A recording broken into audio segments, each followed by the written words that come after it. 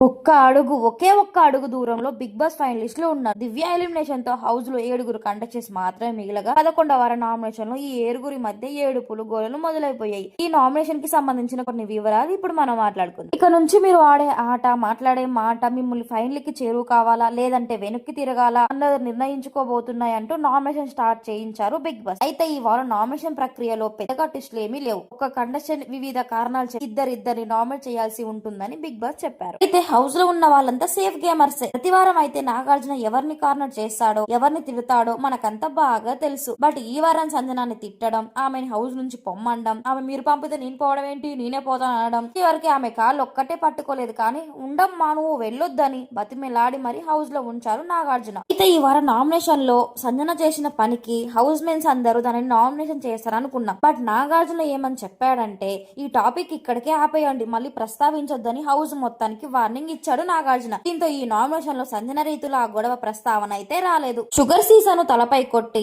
ఒక్కో కంటెస్టెంట్ ఇద్దరిని నామినేట్ చేయాలి. ఆ ప్రాసెసింగ్ లో ఇమాన్యుల్ ప్రేమ జంట రీతు చౌదరి అండ్ ఈమెను నామినేట్ చేశాడు. అయితే ఆ ఇష్యూలో తనుజ కూడా ఉండడంతో గత వారం మొత్తం జీడీల్ గా ఉండి తెగ ప్రేమ కురిపించుకున్న రీతు చౌదరుల మధ్య డిస్కషన్ వచ్చింది ఈ నామినేషన్ లో. దివ్యను నేను ఉంచాలని అనుకున్నానని తనుజ ప్లేట్ తిప్పేయడంతో దివ్యని ఉంచాలని అనుకుంటే మరి కత్తి ఎవరికి ఇద్దాం అనుకున్నారు అని కరెక్ట్ పాయింట్ తీసింది రీతు. అప్పుడు మన సావిత్రి కూతురు తనుజ సమాధానం చెప్పలేక 4 మడత పెట్టేసింది. నామినేషన్స్ వస్తే చాలు ఓవర్ యాటిట్యూడ్ తో నోరేసుకొని పడిపోయి ఊగిపోతూ ఉండే రీతు ఇప్పుడు కూడా అదే పని చేసింది. నేను నిన్ను అడిగానా కత్తి ఇవ్వమని, అడుక్కున్నానని అరవడంతో అవును అడిగావు అని కౌంటర్ ఇచ్చాడు ఇమాన్యుల్. హౌస్ లో రీతు కోసమే ఆట, రీతు కోసమే వేట అన్నట్టుగా ఉన్న మన హగ్గుల వీరుడు డేమన్ పవన్ అయితే ఎట్టకేలకు మనసులో ఉన్న మాట బయట పెట్టాడు. నేను టీం ని గెలిపించడానికి ఆడలేదు, రీతుని గెలిపించడానికి ఆడాను అని చెప్పాడు. సరే రీతుని గెలిపించాలని అనుకున్నప్పుడు ఆ మాట నువ్వు నాకు చెప్పావా అని ఇమాన్యుల్ అడిగితే అంత టైం ఎక్కడిది నాకు అని అన్నాడు డీమన్. దెబ్బకి నోరెళ్ళ పెట్టాడు ఇమాన్యుల్. అవునులే పాపం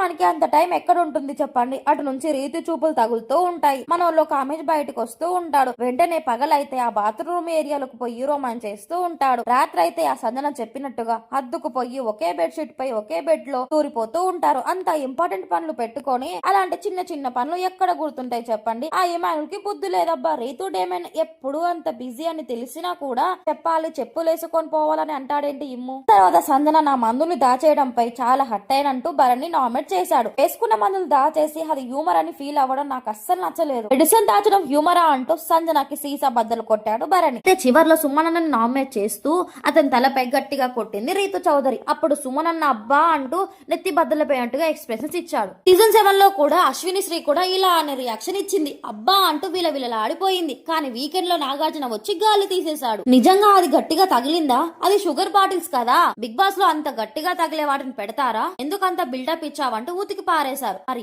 కొట్టించుకున్న సుమనన్న తప్పంటాడో లేదంటే చౌదరి గారి అమ్మాయి రీతు చౌదరి తప్పంటాడో చూడాలి మరి. సో ఇదంటే ఈ రోజు మన బిగ్ బాస్ వీడియో. ఈ వీడియో కానీ మీకు నచ్చినట్టయితే ఒక లైక్ అండ్ సబ్స్క్రైబ్ చేసుకోండి. Thank you for watching.